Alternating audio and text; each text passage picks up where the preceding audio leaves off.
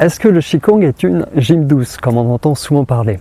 Cette appellation de gym douce, elle m'a souvent un petit peu chagriné parce que, je veux dire, ça veut dire quoi ça? Ça veut dire qu'il y a des gyms, c'est des gyms traumatiques, et puis tu as les gyms douces à côté.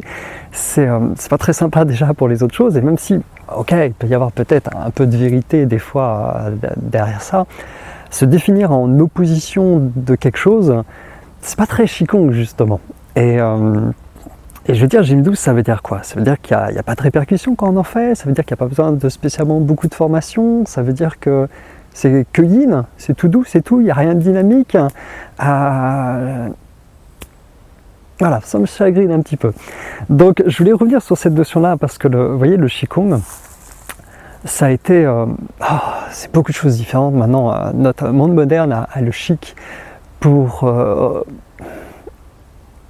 créer autre chose à partir de choses qui existent. Et à chaque fois, ce qu'on crée, c'est des versions un peu inoffensives, dans le sens où ça perd beaucoup de sa substance, et même si des fois ça peut être plus ou moins bien adapté, avoir plus ou moins des bienfaits, on perd beaucoup en route, voire même ça amène des problèmes des fois à force de suradapter les choses et de créer des sortes de contrefaçons qui n'ont plus rien à voir avec ce qu'il y avait à la base. À l'ère moderne, le Qigong a été beaucoup codifié en Chine, et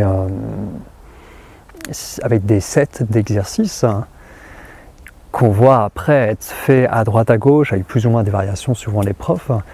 Le problème, c'est que déjà le Qigong, c'est pas des sets d'exercices, les yogas non plus normalement, c'est des processus de gros processus de transformation dans lesquels on est amené pour nous amener vers le fait de développer l'énergétique du corps et soutenir la spiritualité grâce à ça. La santé, c'est un produit dérivé qui émerge de tout ça, mais c'est même pas forcément l'objectif de base. Et ça peut faire bizarre de spécifier ça, mais ça dénature les disciplines en fait de changer l'objectif. C'est assez subtil. Après, ça change beaucoup au niveau de la pédagogie, de ce que les gens recherchent, de pourquoi ils viennent à un endroit. Et du coup, si tu leur fais cet aspect de l'art, ça peut les choquer parce qu'ils ne s'attendent pas du tout à ce que ça soit comme ça. On leur a dit c'était de la gym douce. Et ça peut faire transpirer, ça peut avoir des exercices inconfortables, etc., etc. Parce qu'il y a des qualités qu'on a besoin de développer. Le Qigong, ça peut réveiller des douleurs aussi, suivant l'historique des gens. De toute façon, même des massages ou faire des bains dans l'eau salée peut réveiller des douleurs, ou voilà, différentes choses thérapeutiques. Donc il faut le savoir, il ne faut pas être surpris, toujours parler avec le professeur pour s'assurer que les choses se passent bien. Du coup, par rapport à ça, est-ce que moi j'enseigne de la gym douce? Non, vraiment pas, et de moins en moins. Au début, autant j'accentuais plus l'aspect trouble musculo-squelettique, rééducation dans mes cours, pour avoir de moins en moins de douleurs, autant je m'écarte de ça parce que de toute façon dans la pédagogie ça va prendre en charge ça, mais il y a tellement d'autres qualités à développer que je préfère laisser les cours évoluer avec comment j'ai évolué aussi pour aller un peu plus à l'essentiel aussi. Et il y a parfois le fait d'avoir des gyms de rééducation, je trouve que ça serait mieux de réexpliquer, de nommer les choses comme ça, ou des gyms douces, parce qu'il n'y a rien de mal à avoir des gyms douces où on fait attention justement aux problèmes que les gens peuvent avoir, qui sont assez nombreux. Et ça, je trouve que ça peut être une très bonne chose, mais le Qigong, ça dépend comment c'est enseigné, et ça serait un peu plus sincère, je trouve, et je sais pas comment le dire, mais ça serait un peu plus simple, quoi, si les choses étaient appelées par le nom qu'elles ont, au lieu de prendre un autre nom et de dire que ça s'appelle Qigong ou yoga, et en fait c'est plus vraiment du Qigong et du yoga en fait. Donc c'est pour ça que parfois ça peut surprendre, mais sur certains de mes cours, je vais plus donner le conseil en fait aux gens c'est comme si vous alliez en salle de sport en fait. Donc évidemment ce sera différent, évidemment qu'il y a certaines séances qui seront plus posées, d'autres un chouïa plus dynamique, mais voilà, il vaut mieux être dans cette optique-là, je trouve, que de s'attendre à de la relaxation, quoi, un truc tout doudou ou tout tranquille, qui ne permet pas de bâtir du chi d'ailleurs, et voilà. Et même s'il peut y avoir un challenge dans les cours, parce que se transformer c'est toujours un challenge, je veux dire, si on fait que des choses qui nous paraissent faciles, ça veut dire que c'est des choses dont on n'a pas besoin. si quelque chose est difficile, que ce soit un étirement ou quelque chose qui nous met un peu mal à l'aise, ou je sais pas, ou juste fermer les yeux et essayer de ne pas laisser les pensées en boucle, bah, ça veut dire qu'on met le doigt sur exactement ce dont on a besoin en fait. Sinon, ce serait déjà facile. Donc ça, il faut prendre en compte et pas se tracasser tout simplement. Mais il faut le prendre en compte parce que si on évite à chaque fois les petites choses qui nous permettent de bâtir des qualités, bah c'est un peu une descente en enfer. Des fois, mes mots peuvent paraître forts, mais à force de laisser des choses de côté, au bout d'un moment, c'est difficile, c'est vraiment difficile. C'est pour ça que je crois beaucoup aujourd'hui, j'en ai déjà parlé dans des vidéos, cet aspect, ok, il faut s'apaiser, qui n'est pas pareil que juste se relaxer, mais il faut bâtir aussi des qualités pour être plus robuste, plus flexible, etc. Et robuste, c'est pas juste physique, c'est des gros bras, etc. C'est les fonctions physiologiques, qu'elles fonctionnent de mieux en mieux. C'est ça l'objectif, déjà réparer les choses qui sont en petit dérèglement, chronique des fois, souvent, ça prend un peu plus de temps mais c'est possible, et s'assurer qu'on retrouve une normalité comme ça, au moins dans l'usage de nos fonctions, et après, hop, on va encore plus loin.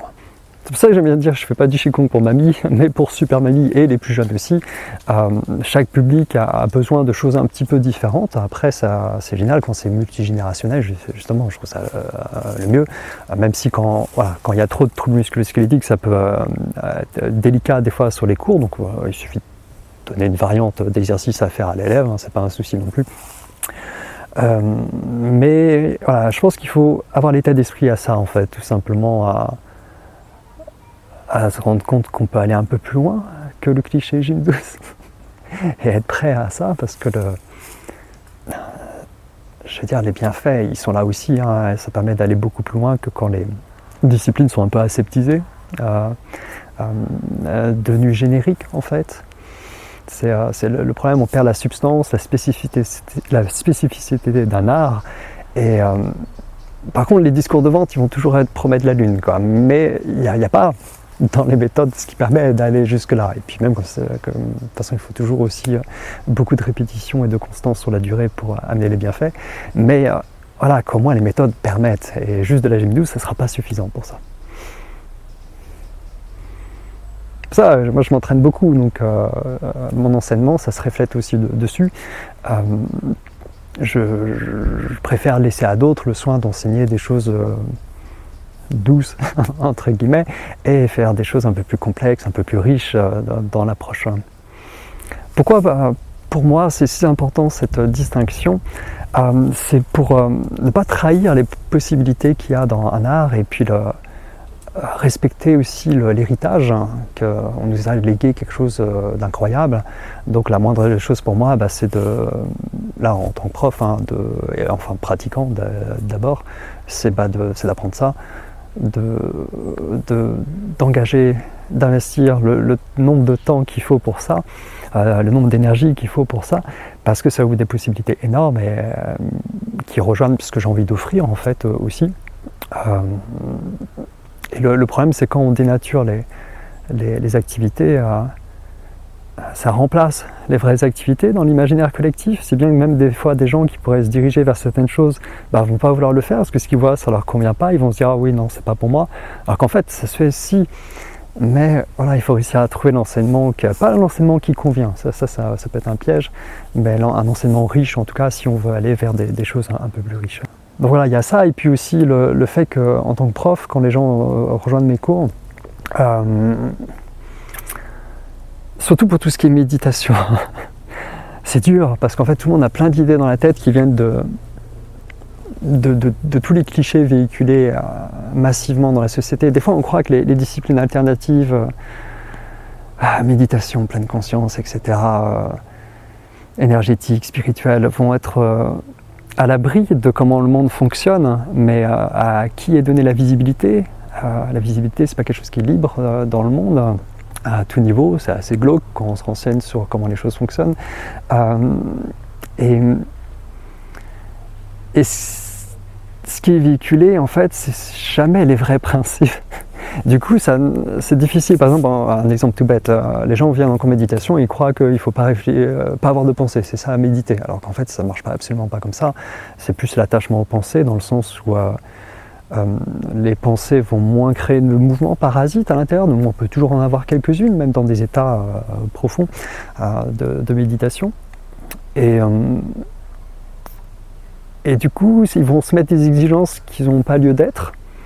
Des fois, ils vont faire autre chose que ce que j'ai donné comme instruction dans le cours parce qu'ils ont vu ailleurs que c'était comme ça qu'il fallait faire, ou parce que, je sais pas, ils vont faire une verticalité de bassin, ils vont synchroniser la respiration avec leur mouvement, des trucs comme ça qu'on voit très fréquemment. Et donc ça va parasiter les cours. Donc c'est pour ça qu'il vaut mieux être nouveau, neutre. Quand vous allez dans un cours, vous ne connaissez pas, dans le doute, posez la question au prof, parce que chacun a des contextes de pratique différents. Un truc qui va marcher dans un contexte, dans un autre, c'est peut-être pas nécessaire. Et puis il y a des contextes qui englobent un petit peu plus de choses aussi, qui permettent plus de choses différentes. Donc j'ai ces petites phrases rigolotes, en tout cas pour moi, je ne sais pas pour vous, mais je trouve que faire du Qigong, de la gym douce, c'est un peu comme Einstein qui vend des chouchous sur la plage, quoi. C'est cool, mais c'est un peu dommage vu les possibilités de ce qu'il a à offrir.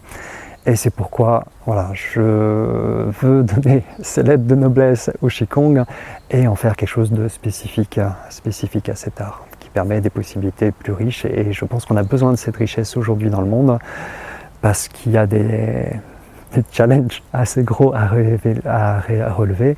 Et au niveau de la santé, par exemple, juste ça, juste vivre, manger équilibré, avoir un peu de repos, etc., je ne pense pas que ça suffise aujourd'hui à déprogrammer tout ce qu'on a accumulé au niveau vitalité, plus l'influence de la société où il y a beaucoup de choses un petit peu lourdes. Et je pense qu'on a besoin donc d'outils non pas qui se mettent à jour parce que c'est des choses qui existent depuis longtemps, mais en tout cas que nous on mette à jour nos exigences pour aller vers des outils qui permettent d'aller loin et de vraiment soutenir ce qu'on a envie de faire dans notre vie pour être plus confortable.